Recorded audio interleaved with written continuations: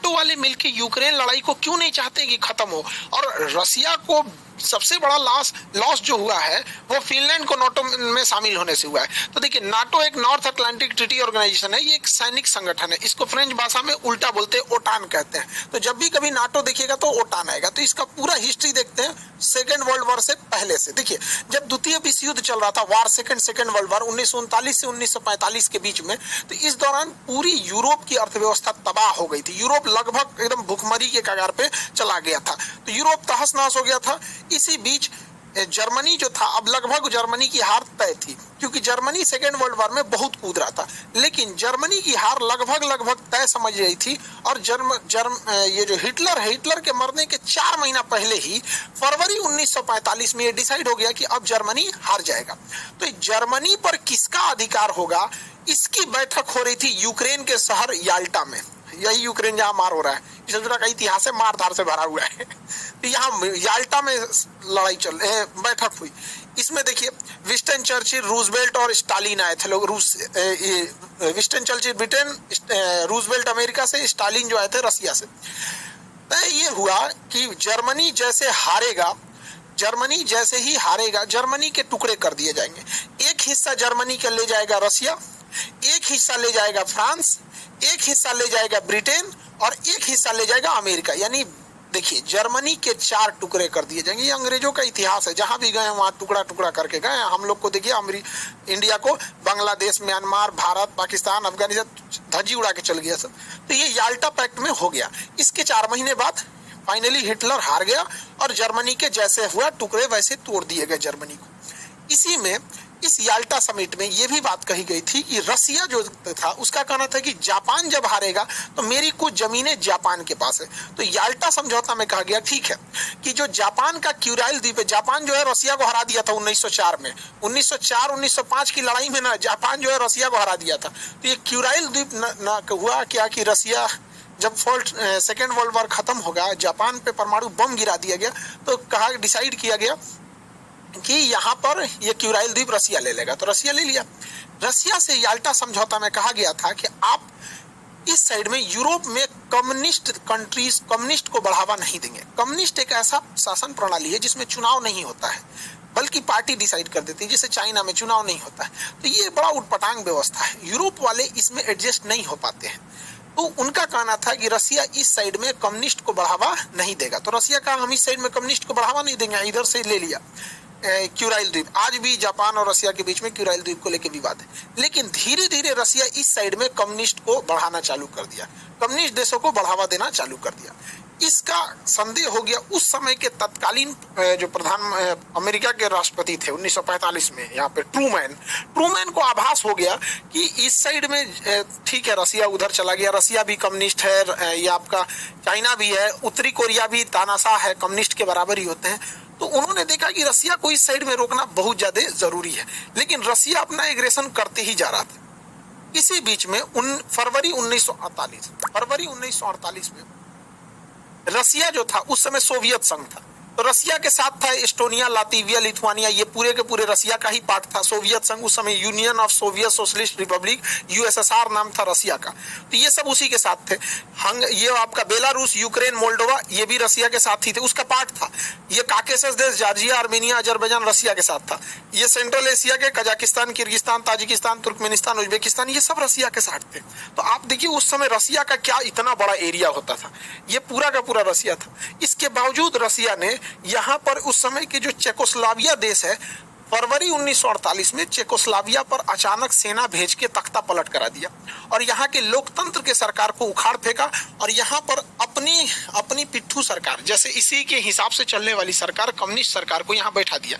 आज चेकोस्लोवाकिया 2 भाग में टूट चुका है, चेक गणराज्य और यहाँ पे स्लोवाकिया। उस समय इसने कब्जा किया। अब यूरोप वालों को डर हो गया कि भैया यहाँ तक तो खुद का खुद रसिया है, अब ये इसके भी आगे बढ़ेगा तो हम लोग कहाँ जाएंगे। और उसके अलावे जर्मनी का एक हिस्सा तो रसिया याल्टा समझौते के तहत ही ले चुका था। अब इसके बाद अमेरिका वालों का नींद खुला कि भैया इनको कैसे रोका जाए। तो रसिया क्या था कि अन्य सरकारों को भी लालच देता था कि तुम भी कब्जा कर लो, तुम भी कब्जा कर लो, लोकतंत्र की सरकार को उखाड़ फेंको। इसी बीच अमेरिका को खबर लगी कि रसिया का अगला टारगेट है तुर्की पे कैसे भी कम्युनिस्ट सरकार को लगाना। तो ट्रूमैन जो वहां के राष्ट्रपति थे, उन्हें मार्शल प्लान लगाया। देखिए, मार्शल लॉ अलग है, मार्शल प्लान अलग है। इन्होंने मार्शल प्लान लाया अप्रैल 1948 में। इसके तहत जो देशों पे रसिया अपना प्रभाव जमा रहा है कि तुम लोकतंत्र छोड़ के कम्युनिस्ट आ जाओ, वहां पर ये लोग क्या करते थे, मार्शल प्लान के तहत पैसे देते थे ताकि वो रसिया के फेवर में ना जाए। तो तुर्की और साइप्रस को कैसे भी ये पैसे उसे दे के अपने फेवर में लाए, वरना तुर्की भी हो चुका था कम्युनिस्ट देश। रसिया यूरोप की ओर बढ़ते जा रहा था। रीजन क्या है, रसिया का एक क्षेत्रफल, खुद का रसिया इतना बड़ा था, इसके अलावा रसिया के साथ सेंट्रल एशिया यूएसएसआर का हिस्सा था, काकेशस यूएसएसआर का हिस्सा था, ये बाल्टिक देश यूएसएसआर के हिस्सा थे सब, ये उस समय बेलारूस, यूक्रेन, ये सब उस समय रूस का ही पार्ट हुआ करता था, इतना बड़ा। इसके अलावा अब रसिया एंट्री करना चालू किया। तब इन्होंने क्या किया, 4 अप्रैल 1949 को नाटो सेना का गठन किया। जिस समय गठन हुआ उस समय 12 देश थे, वर्तमान में इसमें 31 देश हो चुके हैं। नॉर्थ अटलांटिक ट्रीटी ऑर्गेनाइजेशन, इस संगठन के टोटल 14 अनुच्छेद हैं, 14 आर्टिकल है। 14 आर्टिकल में कहा गया है कि इसके देश कैसे कैसे काम करेंगे। इसका 5वां आर्टिकल सबसे खतरनाक है कि इन वर्तमान में जो 31 देश हैं, अगर इस 31 देश में कोई बाहरी देश 31 आपस में मार करे तो कोई दिक्कत नहीं है, ये किसी को मारे तो कोई दिक्कत नहीं है, लेकिन अगर कोई दूसरा देश इनके ऊपर हमला करेगा तो ये 31 मिल के मारेंगे उसको। ये इसका कानून है। इसका मुख्य उद्देश्य क्या था कि रसिया को इस साइड में यूरोप की ओर से चढ़ने से बचाया जाए, वरना ये धीरे धीरे रसिया इधर आ गया था। तो अब आपको तो समझ में आ रहा होगा ना कि नाटो का निर्माण ही हुआ था रसिया के एग्रेशन को रोका जाए, वरना रसिया बहुत तेजी से एक्सपेंड कर रहा था और हर जगह कम्युनिस्ट फैलाते जा रहा था। तो नाटो का गठन 1949 में हो गया। ये एक सैन्य संगठन था। अब रसिया को चारों ओर से रोकना था। तो रसिया को सेंट्रल एशिया से रोकने के लिए, ईस्ट एशिया से रोकने के लिए सेटो बनाया गया, south east Asian treaty organisation, SEATO 1954 में बनाया गया। इसको हथियार, सेटो में मुख्य रूप से किसे शामिल किया गया, तो थाईलैंड को और इधर से फिलीपीन को, और नीचे में ऑस्ट्रेलिया और न्यूजीलैंड, ताकि इधर से ये लोग अमेरिका के फेवर में रहे। और इन्हें हथियार कौन दे रहा था, अमेरिका, ब्रिटेन, फ्रांस। इधर से ये लोग सपोर्टिव हथियार दे रहे थे कि इधर से चाइना, कोरिया, ये सबको बिजी रखा जाए ताकि रसिया इस साइड में बिजी रहे, और इधर से नाटो डायरेक्ट रसिया को इंगेज कर रहा था। अब इन लोगों को लगा कि हम दो ओर से रसिया चाइना को घेरते जा रहे हैं, इधर से घेर रहा है नाटो, इधर से सेटो, नाटो सेटो ना, ये हो गया सेटो साउथ ईस्ट, ये हो गया सेटो और ये हो गया नाटो। अब रसिया को थोड़ा अनबैलेंस लगने लगा कि सचुरा दोनों खोपड़िया नोच देगा सब, तब अमेरिका शांत बैठने वाला तो है नहीं। इसने इसी बीच में ला दिया एक ठो सेटो, सेंट्रल, सीईटी से सेंट्रल ट्रीटी ऑर्गेनाइजेशन, अगले साल 1955 में सेंट्रल ट्रीटी ऑर्गेनाइजेशन।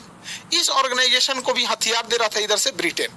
इसमें कौन कौन से, इसमें थे तुर्की, इराक, ईरान और पाकिस्तान। सोचिए ये सेंट्रल थे सब। ये हो गया सेटो। अब ये रसिया पे दबाव बनाते थे सब, यहाँ पे रसिया को आगे बढ़ने से रोकते थे सब, सेटो। और इधर से कौन चढ़ता था, सेंटो, इधर से सेटो, ये हो गया सेंटो, ये सेटो और ये सेंटो, और इधर से नाटो। चारों ओर से रसिया को घेर लिया सब, नाटो, सेंटो, सेटो, चारों ओर से रसिया को घेर लिया सब। रसिया को लगा कि भैया हम तो पिसा जाएंगे। अब भारत को कहे तो भारत किधर जाए भैया, अब भारत हो गया फेरा में पड़ गया, क्योंकि रसिया को इधर से तो घेर लिया है नाटो, यहां से घेर लिया है सेटो, ये हो गया SEATO, south east Asian treaty organisation. अब रसिया के लिए कंफर्टेबल में हो गया दिक्कत, रसिया ढूंढने लगा अपना कोई पार्टनर।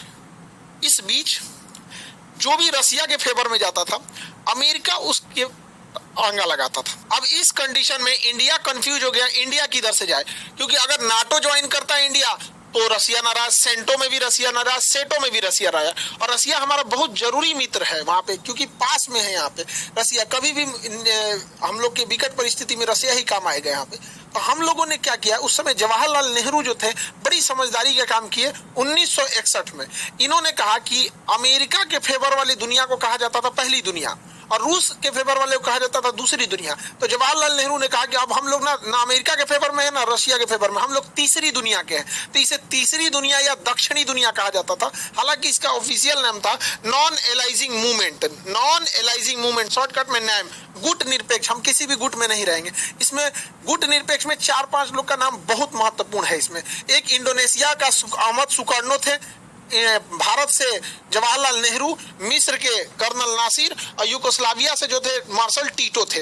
ये लोगों का बहुत महत्वपूर्ण योगदान था कि हम किसी भी गुट में नहीं रहेंगे, और ये जरूरी भी था गुट में न रहना। रीजन क्या है, गुट में से बहुत लॉस हुआ था। सेंटो में ईरान था अमेरिका के साथ, सेंटो में इराक था अमेरिका के साथ। देखिए वही अमेरिका ने इराक को उड़ा दिया, तबाह कर दिया। वही अमेरिका ने ईरान के पीछे पड़ा हुआ है, जबकि एक समय था सेंटो की गठन अमेरिका ही नहीं किया था, इन लोगों को अपने साथ मिलकर की रशिया को बर्बाद करना है यहाँ पे। इसलिए बहुत ज्यादा इंटरनेशनल रिलेशन के मामले में हम लोग अमेरिका और वेस्टर्न देशों पे भरोसा नहीं कर सकते हैं यहाँ पे। तो ये चारों ओर से रशिया की घेराबंदी चल रही थी। अब रशिया ऐसा तो नहीं है कि चुपचाप बैठा रहेगा। अगर आप रशिया को इधर से नाटो से घेरोगे, सेंटो से, सेटो से, चारों ओर से घेरोगे, रशिया भी तो कुछ ना कुछ करेगा। तो रशिया जो था, देखिए रशिया अलग है, सोवियत संघ अलग है। तो ये हो गया रशिया, ये वाला एरिया तो कंप्लीट हो गया रशिया, ये पूरा का पूरा रशिया का हो गया। रशिया उस समय रशिया ना हो के यूएसएसआर था, USSR, union of Soviet socialist Republic association. तो यूएसएसआर के साथ ऑलरेडी उसी का था आपका बाल्टिक देश, Estonia, Latvia, Lithuania, Belarus, Ukraine, Moldova, ये उसी का था। जॉर्जिया, आर्मेनिया, अजरबैजान उसी का था, और सेंट्रल एशिया भी इसी का था। तो ये सब का सब हिस्सा जो था यूएसएसआर का हिस्सा था। इसके बावजूद रशिया नहीं रुका। इतना यूएसएसआर होने के बावजूद, ये हो गया रशिया, इसमें इसको जोड़ दीजिए तो यूएसएसआर। अभी रशिया क्या सोचा आगे बढ़ने के लिए, इसने क्या लाया, वार्सो पैक्ट। जिस तरह से अमेरिका नाटो ला रहा था, नाटो को काउंटर करने के लिए रशिया वार्सो पैक्ट लाया था। वार्सो पैक्ट 1955 में आया था। इस वार्सो पैक्ट के तहत रशिया अपने कम्युनिस्ट विचारधारा के देशों के साथ मिलकर एक संगठन बना रहा था, सैनिक संगठन।